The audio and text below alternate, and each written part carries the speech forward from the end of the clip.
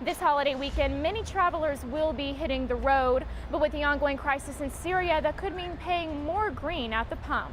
The next time you get pulled over by an officer, instead of having to rummage through your glove compartment, 49-year-old Robert Lee Daniel died at a hospital after officers found him wounded inside of RNS-used appliances. Even though construction is still visible from the north end of the Jones AT&T Stadium, tech officials say don't worry because the stadium will be open in time for those rowdy Red Raiders. Now, former tech student Gina Roberts is in even more trouble with the law after being indicted on another count of bail jumping. Is that really because of the accident that I got into? Is it really? I killed someone? That question will haunt 23-year-old Gina Roberts. Did I? Yes, ma'am, you did. I killed someone? After returning by bus from a school-sponsored trip in October 2010, Roberts admits she was drunk when she slammed into an SUV on 4th Street near Buddy Holly Avenue, killing 54-year-old Linda Smaltz and injuring 2 passengers. In November, she pled guilty and was sentenced to 8 years for intoxication assault, to be served concurrently with a longer sentence for intoxication manslaughter. Pleaded guilty and was sentenced to 15 years. We obviously argued that she needed to be put in and taken into custody at the time. The judge graciously allowed her to spend the last Christmas with her family. Roberts was supposed to turn herself in on Monday. And she failed to appear, so that's where we are right now. So Lubbock Criminal District Attorney Matt Powell wasted no time. We presented that case to the grand jury. They indicted her on 3rd-degree bail jumping, so she also faces that additional charge now. Meaning Roberts could face an additional 2 to 10 years and a $10,000 fine. Anybody that we feel like is helping her in any way, we'll present those cases to the grand jury as well. We reached out to Judge Jim Darnell, who gave Roberts 5 weeks with her family before she had to turn herself in to authorities. The judge says that he will no longer speak about the case until Roberts is behind bars. From the courthouse, Amanda Bateman, Fox 34 News. There ain't no sunshine when he's gone. Penny Lawrence has been belting out the tunes since she was just 3 years old.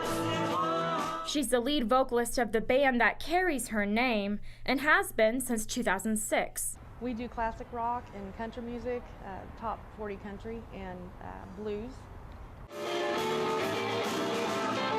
And I enjoy the camaraderie with my band. All my band members are like brothers to me. Like the head of the family, they don't often say no to her, especially when she asks them about doing a benefit concert for those who were affected by the storms in Oklahoma. We had to do something, and that's about the only thing I can think. I don't have tons of money to send to those people, but I do have a talent, and I have a band that's compassionate and willing to donate their time. I've never heard roar like that before. Lawrence says the Moore tornado brought back many bad memories, especially a day that she will never forget. It was April 10th, 1997. I'll never forget it.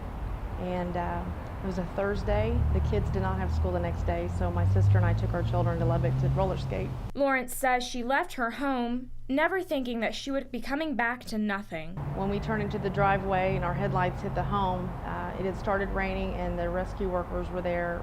American Red Cross was on the scene, as well as the fire department, lifting up walls looking for bodies because they didn't know that we weren't home. The only thing left standing were a couple of walls. But my kids lost everything they had, all their toys and clothes. And you know, you learn to appreciate the little things when everything is taken and wiped out of your life. You start from scratch and your world stops. And so I could definitely relate to the people in Moore. Amanda Bateman, Fox 34. North Korea blocking a special U.S. envoy from entering the country. Laura Engel tells us about his mission to bring back a detained American to the United States. A judge ruled the victims of the Aurora movie shooting rampage can watch the trial even if they're called to testify. A defendant from Plainview waiting to learn his punishment after pleading guilty to production of child pornography. A stretch of Houston's East Loop looks like a giant game of some pickup sticks. A new state law enhances the penalty for assault on emergency room personnel while they are delivering care to a 3rd-degree felony. We are now learning specifics about the chemical weapon attack in Syria. Egyptian supporters of the Muslim Brotherhood marching in Cairo and other cities. This evening looking like great weather here for the football game. After that, though, things are going to start to change, especially towards tomorrow evening when we do have a slight chance for showers and thunderstorms. But after that, it lingers around through our Labor Day, but also a nice little warm-up. Upper 80s for your Labor Day afternoon, so it's going to be pretty pleasant, and then we'll sit and hover right near that 90-degree mark pretty much through the middle and end of the work week.